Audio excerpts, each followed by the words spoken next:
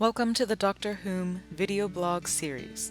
Each episode will bring in a new Doctor Whom or humanities professor to explore one of your questions about the humanities. Join us in our blog as we contemplate the reach and range of our fields. This Doctor Whom is brought to you by Dr. Molly Scanlon and Dr. Vicky Toscano. In response to the Hart Award question asked by Joseph, throughout our lives, we're told how, in many situations, we don't really know ourselves. Exactly what would be factors for oneself to know that he or she truly understands themselves? So today we're looking at the question, who am I? And one way to think about this question is to think about the specific factors that make you you. To ask the question, who are we? Or how do we understand and come to know who we are? I think it's important to consider where one has been, as well as where one is, and where one is going. It's said that actions speak louder than words. I think that's true for this as well. Although as a writing teacher, of course, I think words have their place. And one way of exploring this question is to use something like journaling or writing, using writing not just as a container for your expression, but also as a tool for processing thoughts, emotions, experiences. Writing your way through life's challenges is one way to discover who you truly are. So we're looking for traits that define us.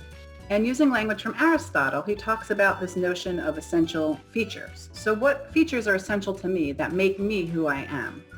An obvious example of a non-essential feature would be my hair. So if I were to get a haircut, I think everyone would agree that I'm the same person before the haircut as I am after the haircut. But which features actually are essential and why is one way to think about the question, who am I? But notice that when we ask the question, who am I, we're actually assuming that there exists a continuous self that persists over time. What do I mean exactly by this? It would not make sense to try to understand who we are if we didn't already believe that there is such a thing called the self, and that the self is a continuous thing that we can talk about. But at the same time, we also recognize that we all change over time. So for example, if a friend of yours said to you, I'm not the same person I was in high school, you would understand what they meant by that. So the question that I plan to look at today from a philosophical lens is how do we explain what the self is and how it might be said to persist over time?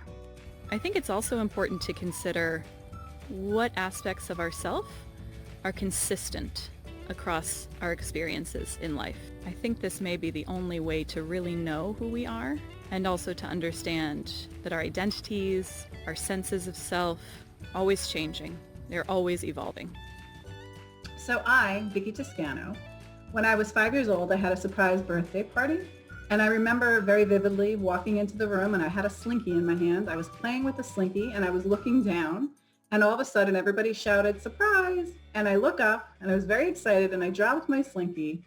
And I remember feeling, happy and excited. So the question is, am I right now the same self, the same person who dropped her slinky when she was 5? Physically, the answer seems to be no. And I can tell you I don't look anything like I did when I was 5. I share almost no physical features with that little 5-year-old. I got a lot taller. I got wider. My nose continues to grow, unfortunately. What about other essential features, what we tend to think of as the essential features of our character?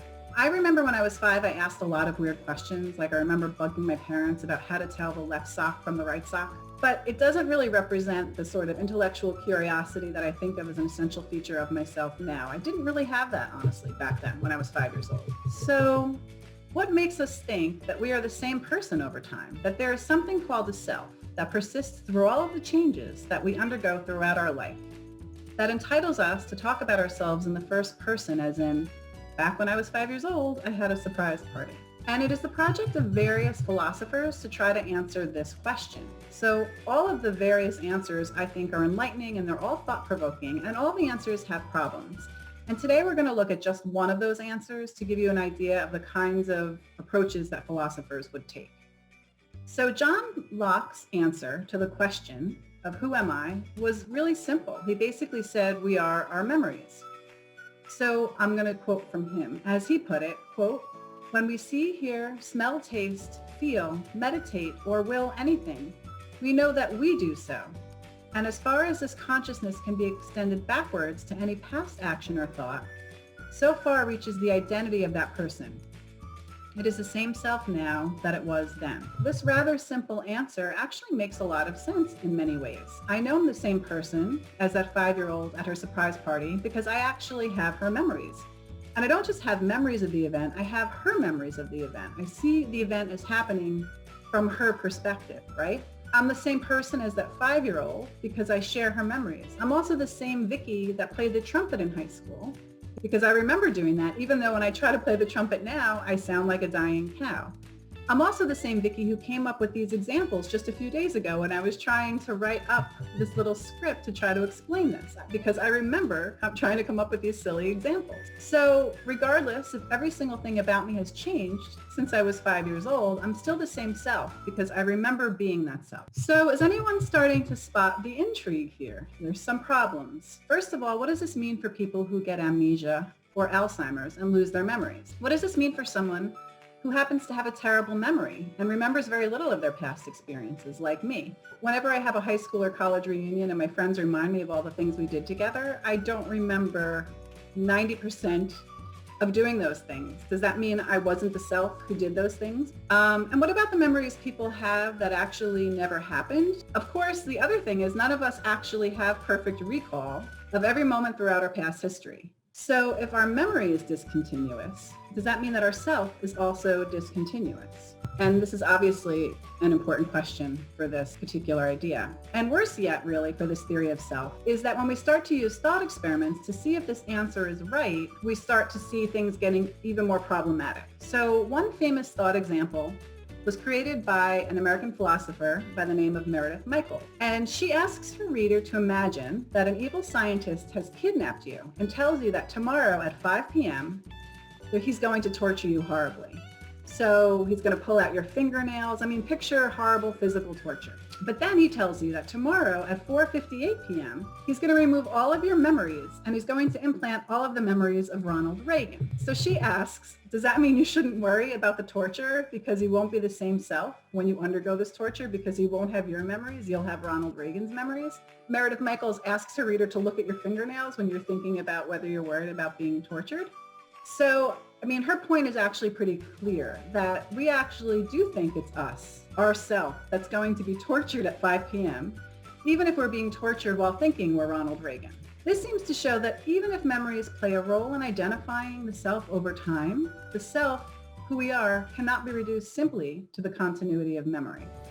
Along life's paths, it seems like there are opportunities through challenges and obstacles in which we find out, quote unquote, who we are. Often these are things that we initially think are terrible, like natural disasters or loss.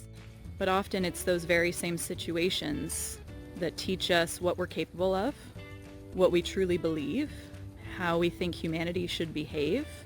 It's those experiences that help us discover who we are.